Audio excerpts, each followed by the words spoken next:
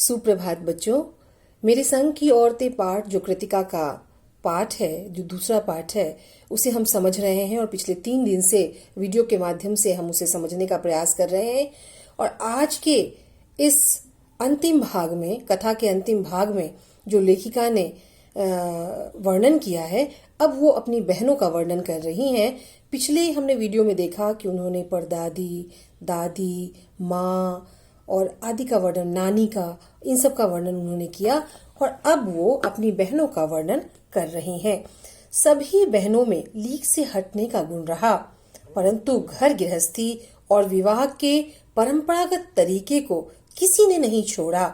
उनका विश्वास था कि मर्द बदलने से कोई प्रयोजन सिद्ध नहीं होता। घर के भीतर रहकर भी अपनी मर्जी से ही जी लेना काफी है। लेखिका शादी के बाद बिहार के एक छोटे कस्बे डालमिया नगर में पहुंची। वहां नर नारी की पृथकता मतलब अलग अलग रहना, इतनी हावी थी कि पिक्चर में भी नर नारी अलग बैठते थे।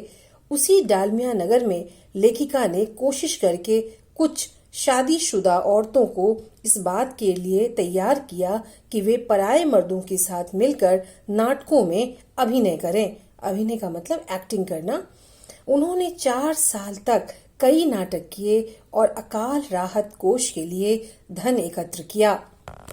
लेखिका कर्नाटक के एक छोटे से कस्बे बागलकोट में पहुंची। वहां कोई ढंग का विद्यालय नहीं था जहां वह अपने 2 बच्चों को पढ़ा सके।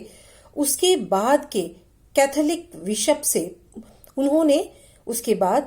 बिशप से प्रार्थना की कि वह वहां के सीमेंट कारखाने की मदद से एक प्राइमरी स्कूल खोल दें। बिशप ने कहा वहां क्रिश्चियन जनसंख्या कम है। लेखिका ने गैर क्रिश्चियन बच्चों को भी शिक्षा योग्य होने की दलील दी। बिशप ने कहा आप यकीन दिलाएं कि वह स्कूल अगले 100 वर्षों तक चलता रहेगा। यह सुनकर लेखिका गुस्सा खा गईं और बिशप ने भी कहा स्कूल खोलना आपकी समस्या है, मेरी नहीं। लेखिका ने संकल्प लिया कि वह अंग्रेजी, हिंदी, कन्नड़ 3 भाषाएं सिखाने वाला स्कूल खोल कर रहेंगी और कर्नाटक सरकार से मान्यता भी दिलाएंगी। उसने कुछ सिरफिरे लोगों की सहायता से यह काम पूरा किया। उसके तथा अन्य सरकारी अफसरों के बच्चे उसी स्कूल में पढ़े।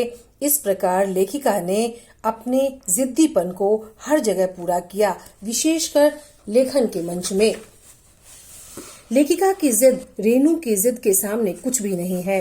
सन 1950 की बात है। एक दिन दिल्ली में एक साथ 9 इंच बारिश हुई। पूरा नगर पानी से लबालब भर गया। कोई वाहन बाहर न निकला, यातायात ठप पड़ गया। स्वाभाविक था कि स्कूल भी बंद हो गए होंगे, किंतु रेणु ने, अर्थात लेखिका की छोटी बहन रेणु ने स्कूल जाने की जिद ठान ली। उसे समझाया गया कि स्कूल बंद होगा, परंतु वह यही कहती रही आपको कैसे पता। आखिरकार वह बस्ता उठाकर स्कूल गई। स्कूल का चौकीदार उसे देखकर दंग रह गया। घर आने पर सबने कहा हमने पहले ही कहा था। इस पर रेणु बोली स्कूल बंद था तो मैं वापस आ गई, इसमें आपका कहना कहाँ से आ गया।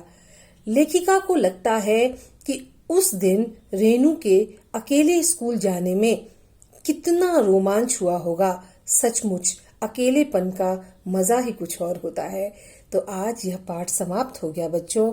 इसके सभी प्रश्न उत्तर, इस पाठ में 8 प्रश्न हैं। इसे आप सभी अपनी उत्तर पुस्तिकाओं में कर लेंगे और मैं प्रतिदिन आपको 2-2 प्रश्न दे रही हूँ, जैसा पिछले 4 दिन से दे रही हूँ।